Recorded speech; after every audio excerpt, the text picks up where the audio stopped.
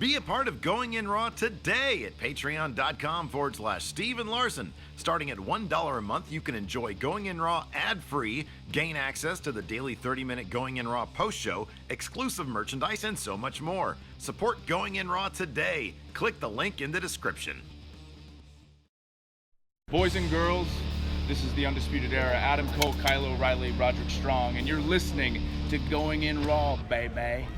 What's up, it's your girl Sasha Banks, legit boss, and you're watching Going In Raw. You like that? This is Shayna Baszler, and you're watching Going In Raw.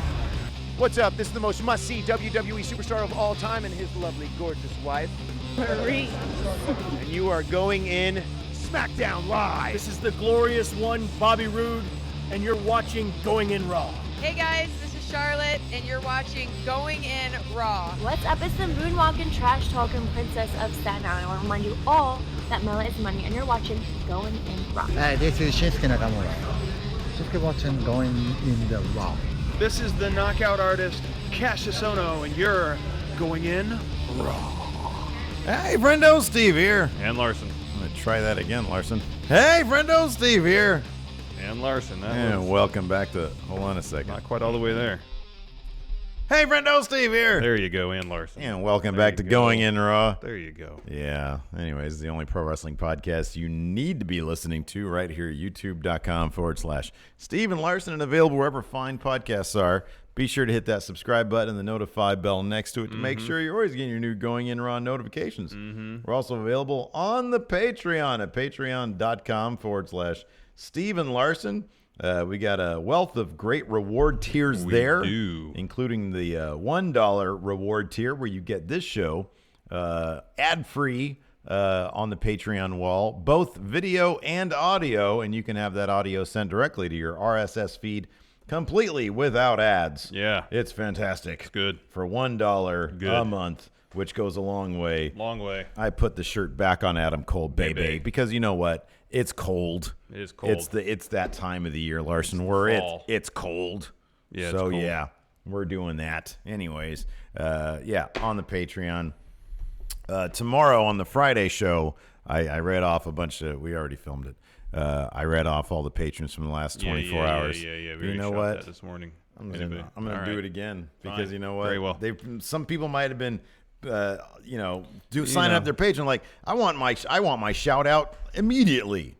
Westwood Psycho, Ian Roof, Riley Greenhalgh, Jack Dolan, Jonathan Keating, Stephen Lowe, Richard Morris, and Dero Hayes. Thank you all. All new patrons. Thank you so much. If you're a patron who signed up on Friday, Saturday, or Sunday, if you're thinking of doing it at that point, we'll give you a shout out on Wednesday. We've got a long weekend ahead of us. Thankfully. It's Christmas time of the year. But our week is not done today. Tomorrow we're doing a watch party, our very first watch party, Vengeance 2001. We'll be starting our live stream at 9 a.m. Pacific time right here on the YouTube. It's like our pay-per-view live streams, except for it happening live. We're going to watch Vengeance. What we'll probably do is we'll show up. We'll start rolling around 9:15 or so.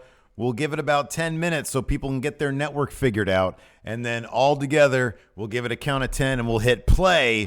A big old sync check to make it very obvious where we're at. And then we'll just go on from there. We're going to keep it ad-free because that will jack up the stream. Yeah, you can't sync things up. There's ads every 10 minutes. And after that, we'll be doing a Going In Raw view. And then the Going In Raw view is going to be exclusive to patrons. The live stream is. The live stream of that. I'm sorry, the live stream The of that. VOD will be on YouTube Saturday morning. Watch party for everybody. The Going In Raw view live stream taping for patrons. And then VOD of Going In Raw view Saturday on YouTube. Correct. Yeah. So, yeah, there's all that going on. There's a lot going on. There's a lot going on Wednesday nights on the WWE Network. We need to get through it all. Let us get started. Right. Let's start with NXT. Fun episode of NXT. Hell of a main event. Heck of a main event. What was that main event? It was a cage match. Man. DIY. Man, that was something. But we're getting ahead of ourselves here. They haven't done taping since then, have they? Don't think so. I don't think they have either. Show kicked off, though, with a tag match. Io Shirai and Dakota Kai taking on the debuting, at least in terms of in-ring on NXT TV. The debut. Jessamine Duke and Marina Shafir. Duke and Shafir came to the ring to Shayna Baszler's music. I like that you're amused by that. I totally forgot about that. Where's the notes? They had plenty of time to give them their own music. Going in Raw. Where's the notes for this? I don't know. Going in Raw 12/20. Oh, there it is. Okay. Today is the 20th. Today is the 20th. Yeah. Yes. Yeah. They should have their own themes by Have now. their own music by now. They've been doing the Florida house show circuit for a while now. Yeah. It's not like this has been a surprise. And it's funny because Morrow said they're coming out to a variation of Shayna Baszler's music. It's the same exact thing. Variation means it varies from the original. Notice any variation. Didn't notice Like anything Nikki different. Cross's theme is a variation on the Sandy's theme. Correct. Killian Dane's theme is a variation Right. on Sandy's theme. Right. However, the exact same theme that has no variance is not a variation of that theme. It's somebody else's theme. And It's I'm just pretty somebody sure, else's didn't the Queen of Spades? Yeah, it started with that, and then they had at least their own the logo. They had their own names show up. Yeah. So that's good. I mean, they've got henchman gear on. This is what I like about this. This is what I like about this. They lost. I like that. You know why? Because they could have easily been like, okay, we're eventually going to build to this big money angle between 4 horsewomen versus 4 horsewomen. Mm-hmm. So we're just going to go ahead and, no matter how green they are, push them on through, ram them on through, get a bunch of wins, have them be dominant, then they go to main. They don't seem to be doing that. No. Because here's the thing. They're not very good. Yeah, they're not ready. No, they're not even close to being ready. I really hope that and so what I was originally going to say, their aesthetic represents the fact that they are not ready. They have like henchman gear. Let's play, let's fight. That's henchman gear. Oh, it is. You know, totally. they don't have their own thing. Well, they should at least have a true remix of Baszler's theme. Then I don't mind that using it as the basis. Yeah. But then to trot out the exact same theme, this is a variation on it. Hey, Morrow. It's dude. Yeah. I Hey, know. Morrow. Yeah. Hey. Yeah. There you go. Hey, Morrow. There you go. Perfect. My ears are telling me something, and they're not lying. Yeah. Yeah. Oh, a variant. Mamma Mia. Mamma Mia. That's the same song. So they're treating. I like that though. They're henchmen. Yeah, everything else is fine. Yeah, everything else is fine. In all honesty, it's a small quibble. Early sort of impressions of where they are. Jessamine Duke, I feel, has some character stuff going on. Marina Shafir reminds me of Will Ferrell in that early scene in Talladega Nights. I don't know what to do with my hands. Like I think it illustrates just how much of a science and an art, I guess, wrestling is. Yes. Everybody, when they're polished, they do their entrance the exact same way. Every movement, even in their entrance, matters. And if you hesitate at all, it looks goofy. Yeah, it's really magnified. You look like you do not belong. Yes. And I noticed that with Marina Shafir. Jessamine Duke kind of had it. She put her arms out and she went, ah! And then Marina Shafir kind of looks over and she butted up against the ropes and went, ah! Too. Yeah. Yeah. There needs to be a lot more confidence. But look, man, this is their first time on TV. Yeah. I get it. They're not doing it. Shayna was on the independent circuit for around 2 years, I think. Yeah. And obviously, like, it's in her blood. She took to it very, very quickly. Yes. But she had that grind. To work all that stuff out before she ever got to NXT. And exactly. They're not going to have that benefit. Right. In the end, Io Shirai picks up the win, pinning Marina Shafir after a moonsault. And a hell of a, like, Dakota Kai took out Jessamine Duke with a kick as Io Shirai was able to get that moonsault. Yeah, because Jessamine Duke went on the apron to try to distract Io. Right. Yeah. Dakota Kai hit her with a kick. Yeah. Paving the way for Shirai to hit that moonsault. Yeah. After that, we had a Matt Riddle press conference where he was asked to respond to Cassius Ohno knocking him out. Yeah.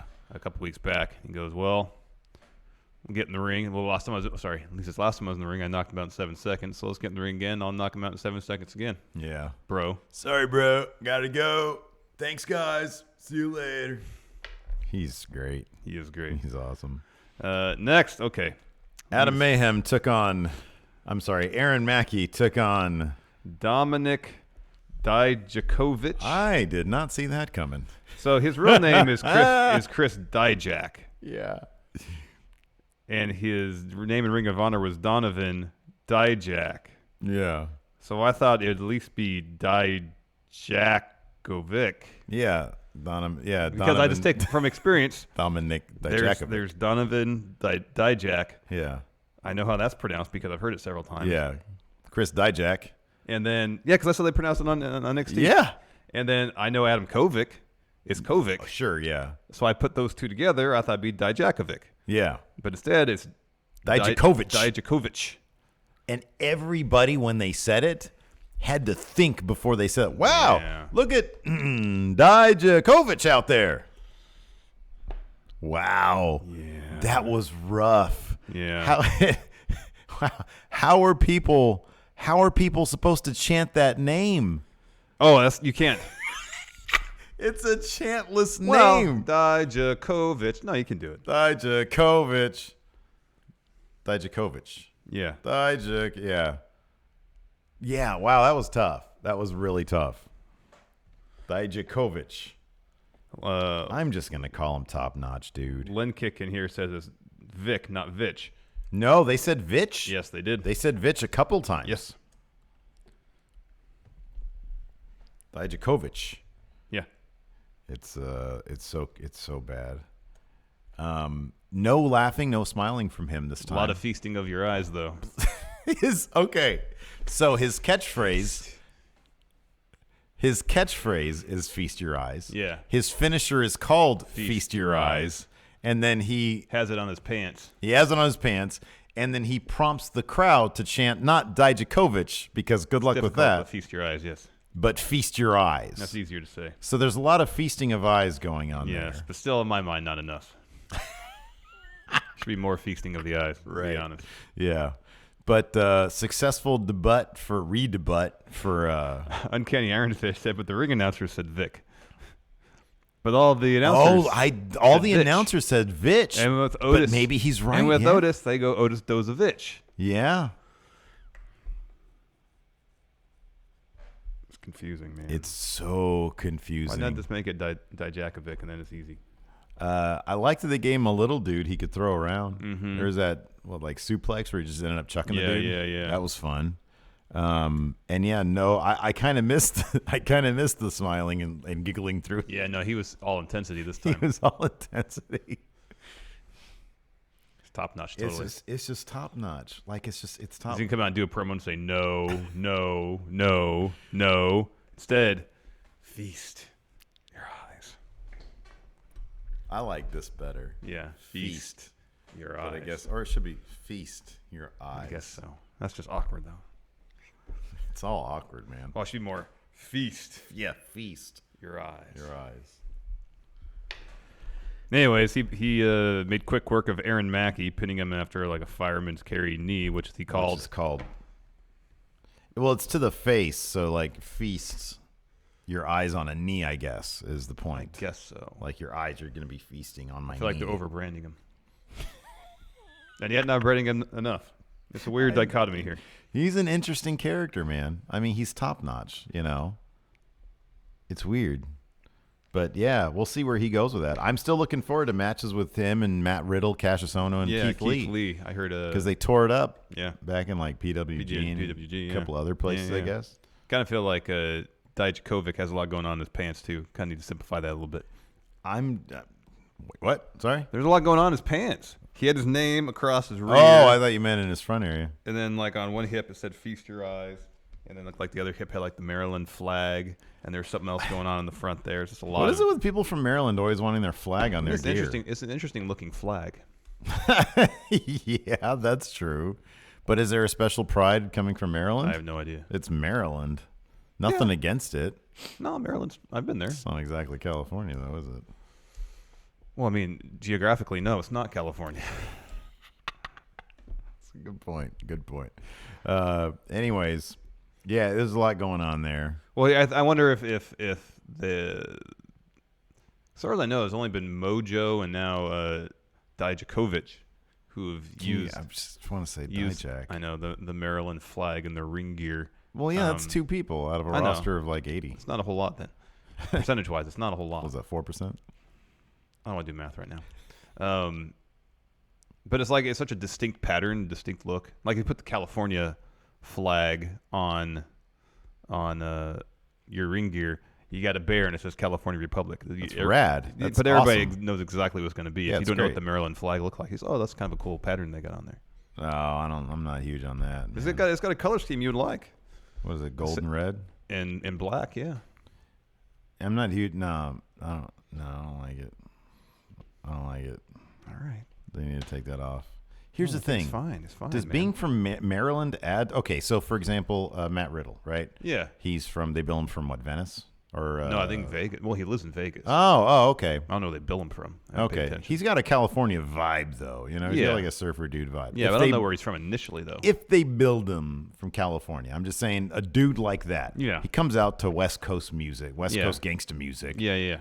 If he was from G-Funk. California, if he was billed from California, if he was, you put that on him, it makes sense because being from California is kind of a thing, It's like, oh, that's kind of his thing, right? Yeah, well, if it were his thing, yeah. If it were his thing. But he's king of bros. Yeah.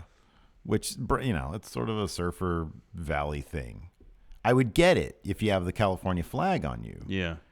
What is being from Maryland have to do with Dye-Juh-Koh-Vich? Maybe he's got an endorsement deal with the Maryland State Tourism Board. Yeah. And he's really saying, feast your eyes on all that Maryland has to offer. Yeah. That could be. What do they have to offer? I mean, I've been through there once. It's some very nice scenery. Like the forest there, very lush and green. I haven't been through a whole lot of Maryland, but I've been through a little bit of Maryland. There's a lot of historical stuff there. Does anybody else know? I don't know. I feel like we spent way more time talking about his ring gear than I thought we were. Well, this is all important stuff. We've been waiting for this debut for a long time. There's a puzzle going on in his ring gear, and we're trying to figure it out. What it all means, how it all works together. Yeah, man. I still think he's thrown together and very specific. Yeah. All right. Anyways, after that we had heavy. This is my favorite heavy machinery match yet, because I always like when they're staring down somebody else while they're just destroying a jobber. Yeah, that's my favorite thing. And Otis, a little bit of meanness from him. Mm-hmm. They doled out their finish, and he pulled the guy up. And then he pulled the guy up. Ow! And then did it to the other one. Whoa, Otis! And then they gave both of them, both Blake Howell and Danny DiCardo, a compactor at the same time while Undisputed Era on the ramp, and they're pointing at him and talking trash. Whoever was on the outside, like whoever had to, there was the dude who got on Otis. Then there's the dude who got on top of the dude who got. That guy was impressive because Otis couldn't obviously carry both of them. Yeah. That dude was using core muscle strength. That was pretty impressive. So good on him. The heel Rage says, "I'm from Maryland. We have crabs." That's about it. That would be a great gimmick for Dye-Juh-Koh-Vich. Dye-Juh-Koh-Vich. I have crabs. Feast your... Oh, God. Started scratching himself a lot. Down on his front area business.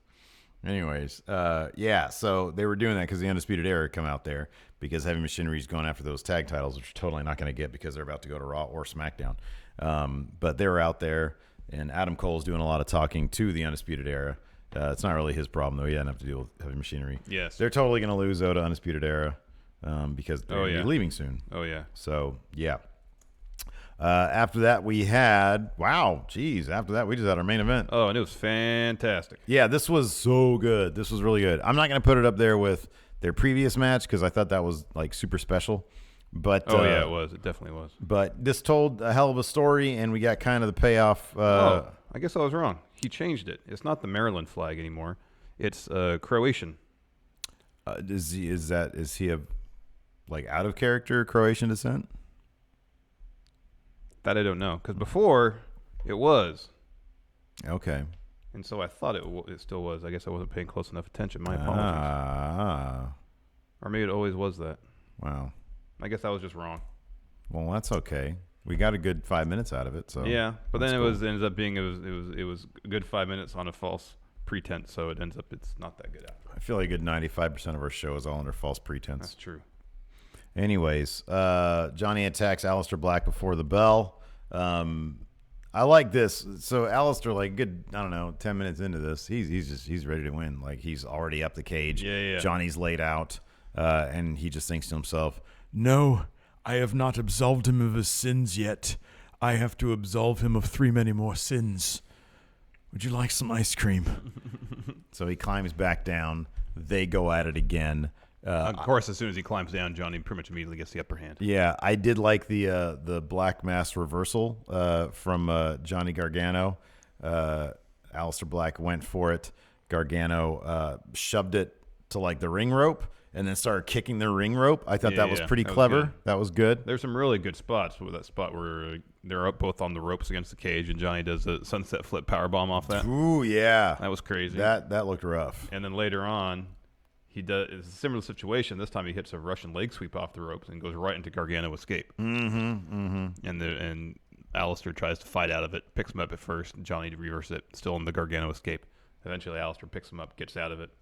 And then Johnny gets him up, says, I absolve you of your sins. He goes for a super kick. Instead, he eats a black mass. That was a beautiful sequence. Oh, that was beautiful. That black mass, man, when that thing can come out of nowhere, ooh, oh, I know, it's special. It's beautiful. It is special. What makes the best finishers, the ones that come out of nowhere. I'm telling you, man. That's what I feel like they need to do that with Ember Moon somehow, is give her a secondary finisher that can come out of nowhere. That Eclipse is great, but man, it's like a lot of setup. Yeah. All right, so she's down. How about you gotta wait till they get up? Remember when John Cena used to do that springboard stunner and it was awful? Have her do it. If she can do it, so it's not awful, that'd be great. She has a decent stunner. She did one the other night. Yeah. So they're both selling. Johnny starts climbing up the side of the cage. Aleister starts going for the door. Ciampa runs in, slams the door in Aleister's head. At this point, Johnny is on the other side of the cage. He could just climb down and win right now. Yeah. But he sees Ciampa. He goes, oh, Ciampa, ooh. Or so we're led to believe. Yeah. Rather than win the match, he climbs back over the cage, back into the ring. He's in one corner. Ciampa kind of fades back to the other corner. Well, he does. He did from the moment he saw Ciampa, he did a very good performance of confused guy. Yeah. He's like, what? So yeah, he goes the other side, and then Ciampa starts going in the corner doing this. Yeah. And puts his hands out. He does the and then thing. Starts doing this. And then Johnny does it, and they both do that. Well, Johnny looks at his hands as if he's not in control of himself. I know. He goes like this. Like that. Yeah. And then crowd's going crazy. They're looking for DIY. And they hit their old finisher. Yeah. Aleister Black is laid out. And then the thing that I like about it is they hit their finisher. Johnny ends up kind of near Ciampa, near him, but his back towards him, and he immediately does this because he's still kind of freaked out by the guy because Ciampa's crazy. Yeah. And so, is that rock bottom for Ciampa, for Gargano, or is he going to embrace the new possibilities? He took advantage of the situation and covered Aleister for the win. Yeah. So he might be somewhat conflicted, but he's not opposed to taking advantage of the situation as presented to him. Yeah, he's like, ooh, this works. And then Ciampa tweeted either last night or this morning, welcome back. Yeah. With a gif of them at the Cruiserweight I'm guessing more than anything else is going to be a way to get that triple threat to happen that they originally planned. Yep. So, good stuff. Because now Gargano can say, I beat you, Aleister. I have a right to be in this title match. John. And then Ciampa can think, oh, Gargano's in this match. We might have a thing now as DIY, evil DIY. Yeah. This in theory would improve my odds of retaining the title. Yeah. So I can see storyline wise how that all pan out. John. And this feud, at the next takeover, it'd be a year of this feud happening. Mm-hmm. John. Because it officially really kicked off again at the end of the last takeover, last Rumble weekend. So heck of an episode. Something else. NXT. Yep. Really good. Fantastic. We got so much, man, including Dye-Juh-Koh-Vich. Dye-Juh-Koh-Vich. Keep on saying that one. Up next, we're going to talk about 205 Live. Arya Daivari and Hideo Itami come out and drop a promo. I am kind of curious. I'm going to do a community poll. I'm going to say, how many of y'all actually care about 205 Live? I'm legitimately kind of curious. We have to pick and choose what we review. Unfortunately, we don't get to review as much Ring of Honor and New Japan as we'd like to. And so you always have to look at, we've been looking at the channel. We're going to make a couple changes in the near future. And I'm kind of curious about what people think about 205 Live. Like, is it like akin to us covering main event? Yeah. Is it in there? I mean, I'd rather watch 205 Live than main event. Oh, me too. Maybe. But if they keep bringing talents off of 205 Live in the main roster, and like, for example, Mustafa Ali was the primary reason I watch 205 Live, because he's fantastic. He's one of my favorite wrestlers. Yeah, sure. And if they take Cedric off 205 Live and bring up to, say, Raw, that's another huge reason why I watch 205 Live. So they take two of their top stars off the show. Yeah. I mean, I like Buddy Murphy. Yeah. But in his promo last night was the best mic work I feel like he's done since he's been on the show. There's not a whole lot of must-see, in my mind, must-see talents on there. Like Leo Rush, he can do amazing things. They really haven't had him on TV enough on a regular basis to show off exactly what he can do. Yeah. And I like Drew Gulak a lot, especially his character work. Yeah. But he seems perfectly suited for the main roster because of that. Big time, yeah. And then there's people I like on there otherwise, but I don't know if it's necessarily a must-see show at that point if you are without Ali, Cedric, Drew Gulak. Mm-hmm. Your Lucha House Party is pretty much already on Raw full time. I think for me I think it's two guys. It's unless they start reloading the show, which they have not. There's no indication. Like Leo is the last guy to come to show up, and then look how quickly he made his way to Raw. Even though they seem to be hinting that he's going to come back and go after the title. Yeah. It's Buddy and Cedric. Those two names, if they leave, why is anybody going to watch? Yeah, there's great talent there. If they treat it as a developmental for cruiserweights, to see if they have what it takes to come up to Raw and actually add to it, that's one thing. But it does so bad in the ratings every week that I'm not sure. I mean, I don't know what the financials are. I have no idea what they want from it, but it is just kind of interesting. It is. Show kicked off this week with Arya Daivari coming down the ring with Hideo Itami. Daivari dropped a promo saying, "This man here is worthy of respect. You should give him his respect. He needs real competition. Hasn't had it for 2 months. So unless this happens now, he's going to unilaterally cancel 205 Live." Drake Maverick comes out. It's already on the chopping block. Yep. Drake Maverick comes out and says, "No, the only thing you'll get if you try to do that is a suspension. You don't pull this crap here." Out comes Noam Dar. He talks to Drake Maverick. And Drake says, "All right, Noam Dar will accept the task of taking on Hideo Itami tonight." That match happens. Yeah. And decent enough match. Hideo goes over with his finisher. Yeah, Noam Dar, bit of a jobber these days. They brought him back to. It was kind of a huge deal when he came back. Yeah. And he's really good. But he's so good that they use him for all the high-profile losses for him to take. This is what last night they said something like Noam Dar wanted to be best striker on 205 Live. That's not exactly his strong suit. I mean, he's good with the kicks and stuff, and his finisher is a kick. But if you watch him at the Cruiserweight Classic, they make a real point of saying he was trained by Zack Sabre Jr. He knows how to do the submission stuff. Yeah, sure, yeah. And yet he hardly does any of it. Wouldn't it be great if they tried to build him like that? Like really have him focus on that? That's what I'm saying. Get him at the Performance Center, train a bunch. Try to be like, that's what I kind of wish. Well, he was doing some of that stuff in the Cruiserweight Classic. He was doing a lot more submission-based wrestling. So I don't know. Next, Buddy Murphy and Drake Maverick backstage. Buddy talks about beating Cedric at TLC, about beating Mustafa Ali at Survivor Series. He says I was supposed to lose all that. Everybody said I was going to lose that. I was going to lose to Mustafa Ali. I was going to lose to Cedric Alexander. And look, I'm still here. And he wants a real challenge. Yeah. Drake says nobody meant any disrespect from that. You're still one of the best cruiserweights. He was like, whoa. See, I am the best cruiserweight because I have title. Yes. And so he says next week he wants a real challenge to prove his bona fides. And Drake says, okay, all right, give me a week and I'll make an announcement who your opponent's going to be. Tony Nese. Tony Nese. It's totally him. Totally going to be Tony Nese. Yeah. Next, Leo Rush. Taking on Aaron Solo.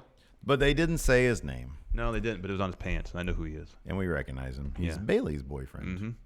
Is that bad? Is that a demeaning thing to say? It's Bailey's boyfriend. No, it's just illustrating. Sometimes people are like, you're describing the nature of their relationship. It's like George Clooney, and people say, it's George Clooney and his wife, but she's like a super important. She's a human rights attorney. Yeah, exactly. Yeah, she's like super accomplished. So in this case, it's kind of like it's Bailey's boyfriend. Well, I mean, I think in this case we weren't saying it to be potentially or intentionally dismissive. Dismissive. We were saying, This is Aaron Solo. He's a fine wrestler in his own right who also happens to be Bailey's boyfriend. We're actually saying his name. Yeah. Unlike commentary. Yeah, we didn't say his name. Giving some background of his personal life. Yeah, he's part of a tag team called... Oh, man, it's a tag team called Extra Talented, I want to say. Oh, really? Like that? Yeah. That's cool. I like the tag team name better. All right. Anyways, Leo... It's like when you shove a plate of mashed potatoes in front of Hilton. Leo was certainly dismissive of Aaron Solo. Yeah, he Sucker was. punching him before the bell even rang. Hit a final hour. Didn't cover. Yeah, he got mad at Solo for when he hit his final hour, like he hit his lip or something. Then he looked mad at him for Leo Rush. It was his thing. That's what he did. And so he gets on him, starts giving him fast hands, hits another final hour, pins him for the win. Yep. And then he started doing this. Yep, he wants that belt. He's got a new looking vest. It looks great. Yeah, it looks really good.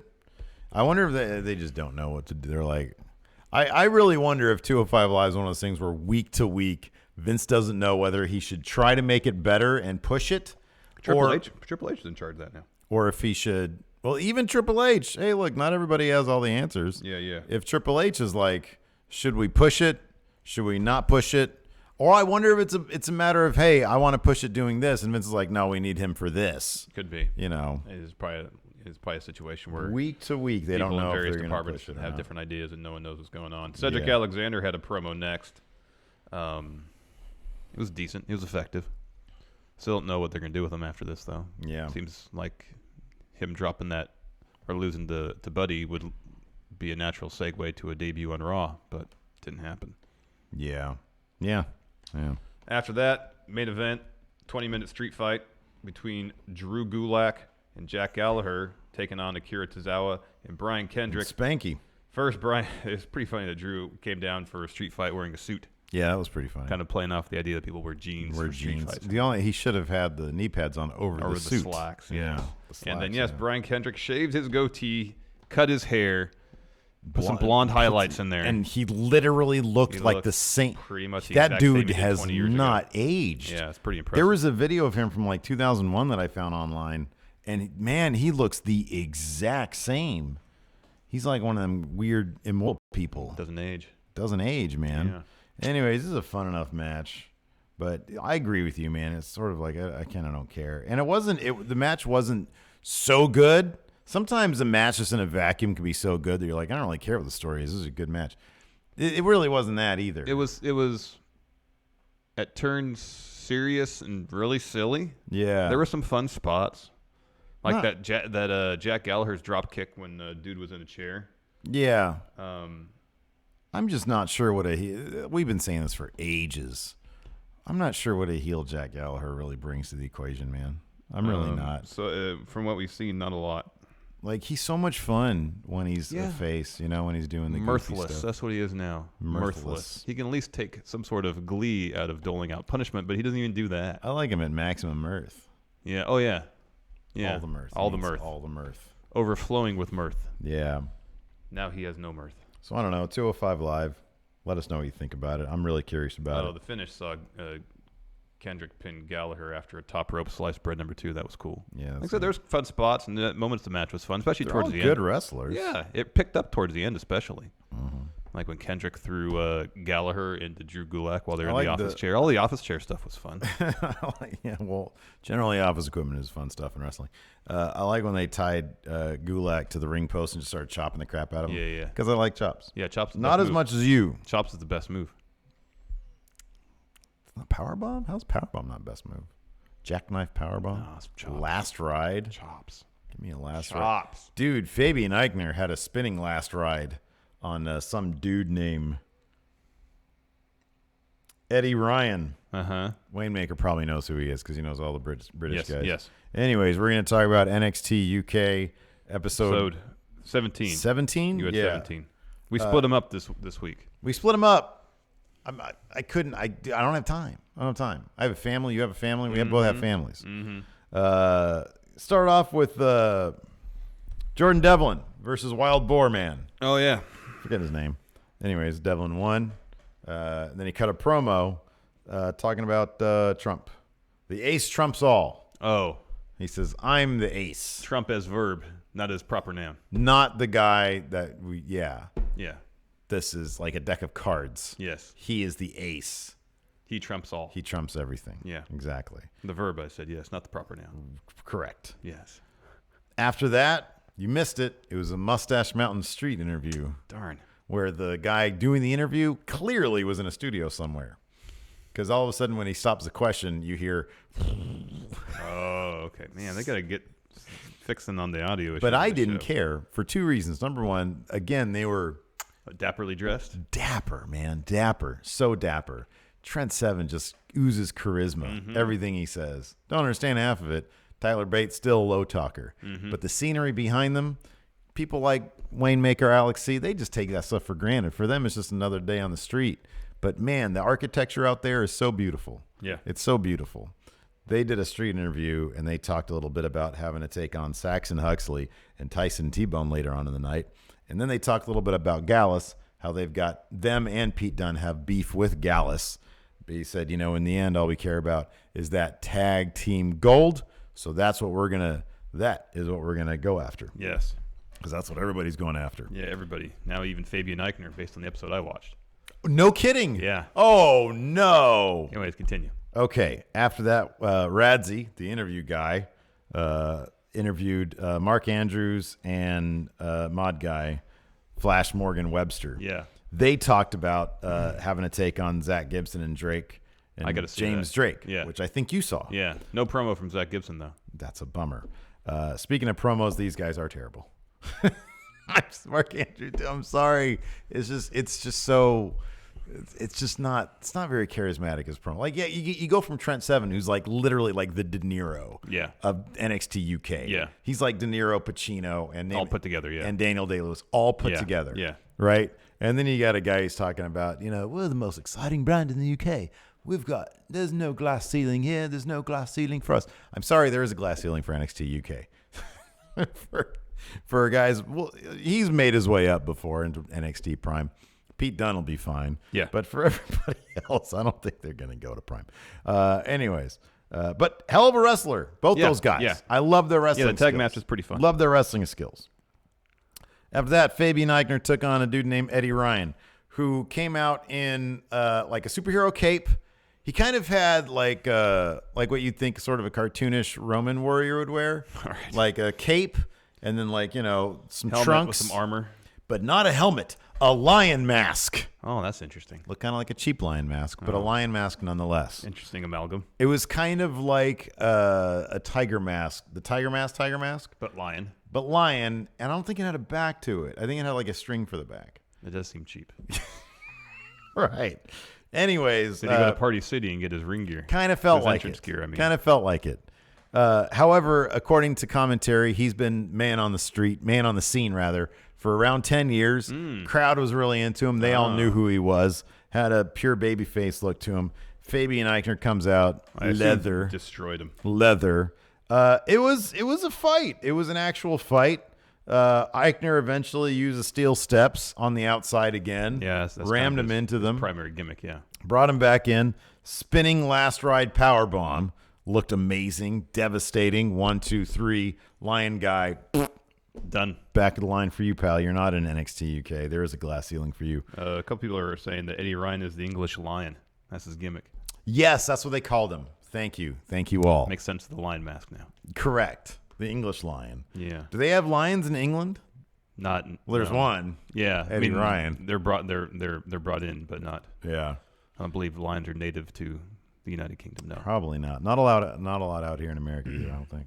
We only have mountain lions. Yeah, terrifying still though. Mm-hmm. After that, we had kind of a cheesy Travis Banks promo. If I didn't know that he was like a super good wrestler and really good as a heel, I would not care at all about him.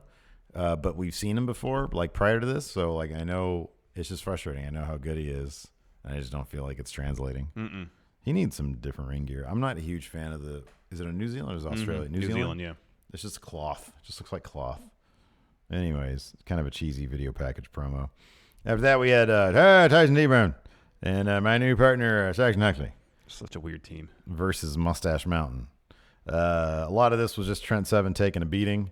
tags in Tyler Bate. Tyler Bate just starts destroying people. T-Bone drops an accidental elbow on Huxley. Seven comes back in. They do their combo finisher thing and get the win. So they're probably going to move on and fight Gallus at some point, I guess. After that, we had a Dave Mastiff interview. He talks being in the most gentle way possible. He talks about being the most brutal guy on the roster. He wants to go after Pete Dunne now. But then Eddie Dennis comes in and wrecks him during the interview. Really? And he's like, this is far from over. He's such a cartoonish character. That's why Eddie Dennis is my favorite thing right now. Yeah. After that, we had a really cool Pete Dunne package just to remind people that he's their champion. Yeah. Then we had a really great Isla Dawn versus Rhea Ripley match. Take a guess who went over. Rhea Ripley. That's correct. We do not have a new women's champion. Yeah, I don't suspect we will for a little while. Yeah. Episode 18 kicked off with Toni Storm versus Charlie Morgan. Guess who went over there? Toni Storm. Yep, she won with Storm Zero. Yeah. Next, we had a Gallus video package. Awesome. Was playing clips from the initial promo saying... Was Wolfgang wearing the Slow Wolfgang shirt? Not yet, no. Bummer. Saying, this ring is Gallus. The city is Gallus. Oh, everything was Gallus? We are Gallus, yes. It's not really an exclusive club then, is it? No, it's just. I think it's just a descriptor. Yo. Gallus is an adjective. But then they're Gallus. Yeah. Because they're the living embodiment of Gallus. But if they say... But inanimate objects can be Gallus. Eddie Dennis, you're Gallus. Then I guess he's a member of the faction at that point. Okay. I mean, the only people they were referring to as Gallus were themselves. Oh, it's them and then all the inanimate objects. Gotcha. That they find. Magnifique. Yes. Tag match. Flash Morgan Webster and Mark Andrews took on Zach Gibson and James Drake. Oh, wait. Let me guess who won this. Zach Gibson and James Drake? Yeah, but it was still a really fun match. It seems like it would be. There's one point where Mark Andrews is about to get double suplexed. Instead, he hit a double stun dog millionaire. Goes for a shooting star press, and guess who shows up ringside? Who shows up ringside? Fabian Eichner. Oh, nice. He starts distracting Mark Andrews and Flash Morgan Webster. I believe he throws Flash into the ring steps.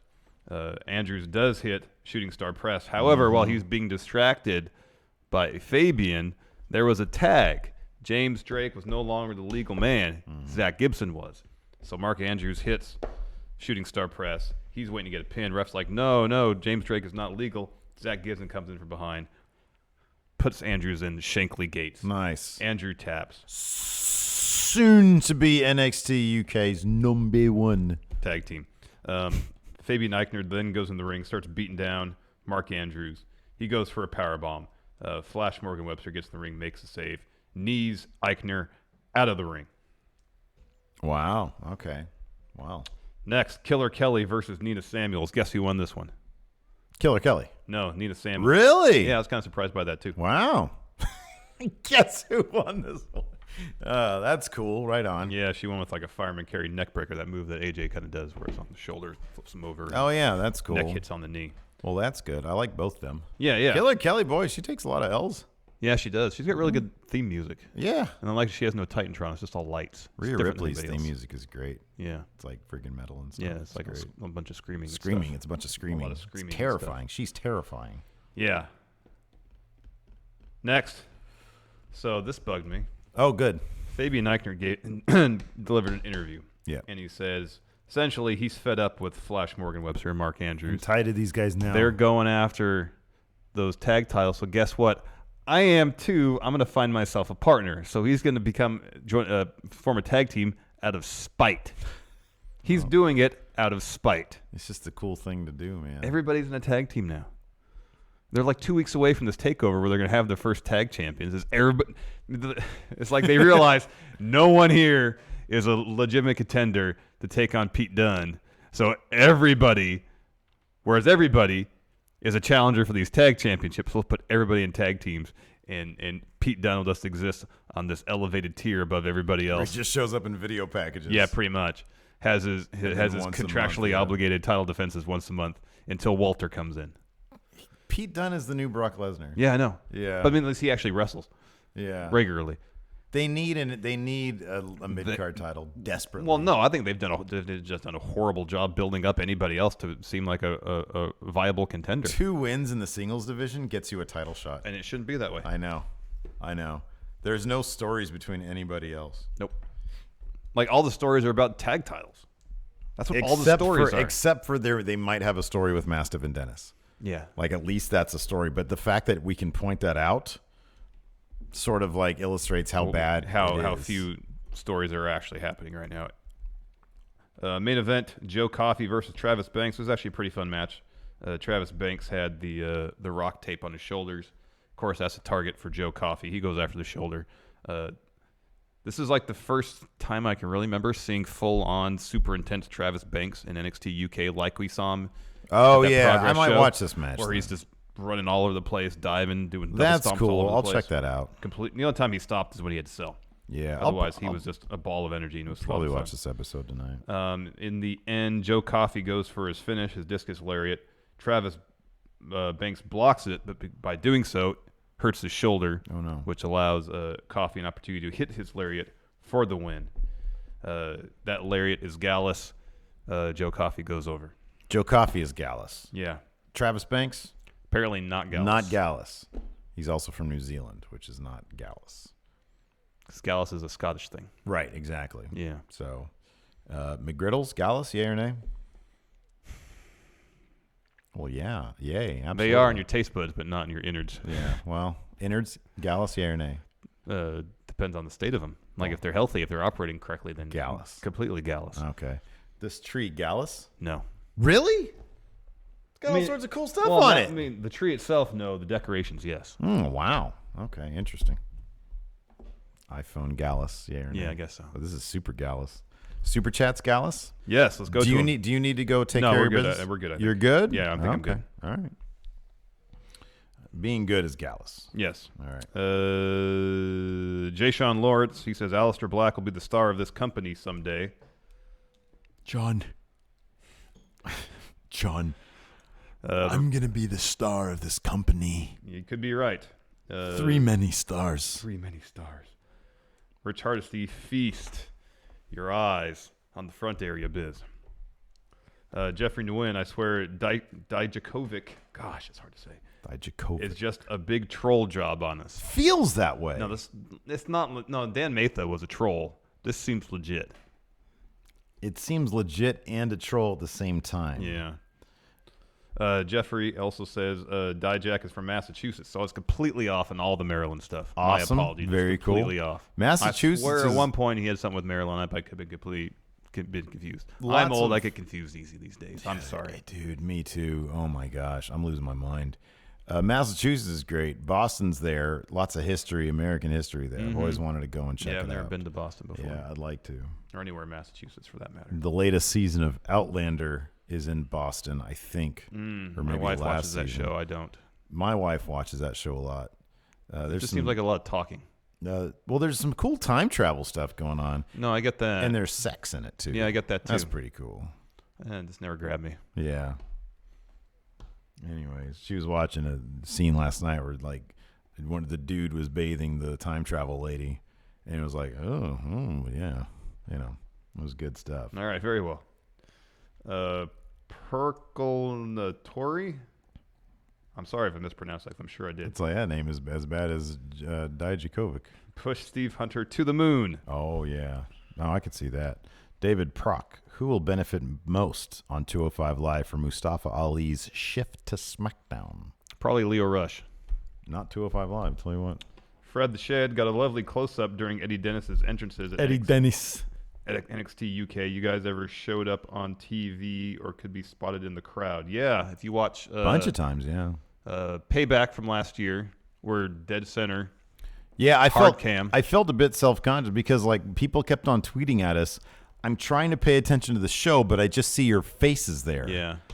So we were on that a lot, and then the second G1 special in USA, the first two New Japan shows, we were sitting second row right on the ramp. Yeah, there was a lot of us going on. 6-inch Cyclops. Kayfabe reason why Vince would call up Ali, who has never won a title, instead of Cedric or Buddy, who have. I had an idea about this. Okay. They think there's a really good story to be told with Mustafa, and they thought there'd be more money in doing that in the main roster versus 205 Live. His underdog, especially now in the main roster, where he's going to be the smallest guy in SmackDown, have that underdog story plus whatever they may have planned for him. You know what's funny? That's a good idea. he doesn't carry himself like the smallest guy. No, so he when I doesn't. look at him, I don't think that. I just think know. another dude, you know? I know. It's kind of like Finn. I know Finn is tiny. But he doesn't carry himself like I a don't tiny think dude. of him No, that way, I know. you know? Like Ray, it's obvious that he's small. And because I think they push so hard that he's a luchador, you know, I've seen Kevin Nash lawn dart him before. I think of him as small. Well, there's like Finn is about my size. He's like 5'10". Okay. He's a little beefier than me because he's got more muscle, but Yeah. I think he's like 190, 5'10", 190. Yeah. So in terms of other wrestlers, he's small, but he's like average size. But like Mustafa Ali's average size. I think he's like 5'8", 5'9", 185, something Boy, like that. he carries himself like 5'11". But then it doesn't say, but Ray's 5'5". Even, comparison to Daniel Bryan. Oh, he so looks he's small. literally is actually that small. Okay. Yeah, he's pretty short. That makes sense then. He is actually that small. Let's see here. Wolfpack for life. Could Cedric he's be 5'6". Could Cedric be jealous that Ali is getting all the attention when Cedric was champ for so many days and turn against Ali to set up WrestleMania? That would necessitate Cedric being on the main roster. Or Ali moonlighting on 205 Live, which doesn't seem to be the case. I thought they were going to do something like that. They were going to use, at some point, turn Cedric heel against Mustafa. But I think Cedric could really benefit from a heel turn. Mm-hmm. It's so sad. I feel like his friend's gone now. I know. Jeffrey again. Visit Boston. I have a lovely sectional to sleep on. No, I'll just get my own place, but thank you for that. Appreciate the offer. Oh, that's Jeffrey Nguyen. Oh, I'd stay on his couch. Yeah. He's cool. Yeah, he is cool. But I'll probably just get my own place. But you can show me around town. Show me all the local alcohol spots. Bars? Yeah. I'm going to open up an alcohol spot. Welcome to Alcohol Spot. Oh, man. The glorious broken sound wave has the long question. I'm just going to start reading it and see where it takes us. Hello, Stephen Larson. Tell me if you like this idea with Charlotte and Becky being in the Royal Rumble at number 1 and 2 and survived all the way to the end to eliminate each other. They both. Oh, wow. This is a whole sentence without even a period. All right, cool. Tell me if you like this idea with Charlotte and Becky being in the Royal Rumble at number 1 and 2 and survived all the way to the end to eliminate each other. They both get the title shot of their choosing. They both choose Ronda Rousey. What kind of match would they have at WrestleMania? I could choose an Iron Man submission match. How about you guys? Too sweet and hearty handshake.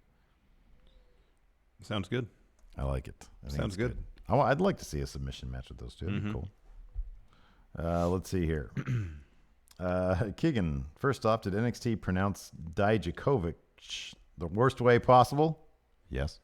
Well, the hardest way. Secondly, what are the odds he gets turned into the next Ryback when he eventually goes to the main roster?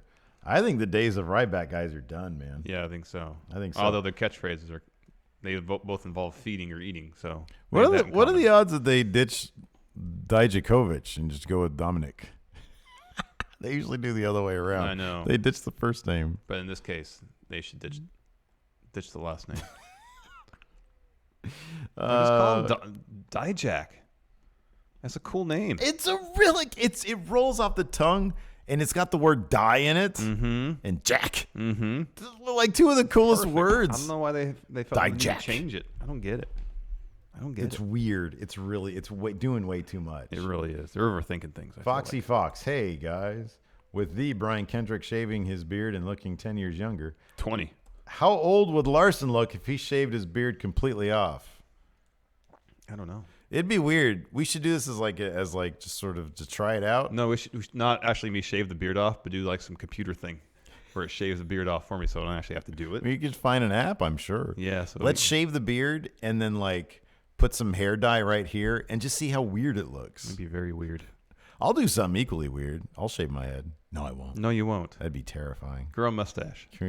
Be new. I can't, man. It's not happening up there.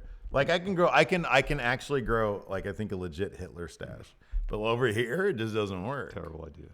Oh, that's a bad idea.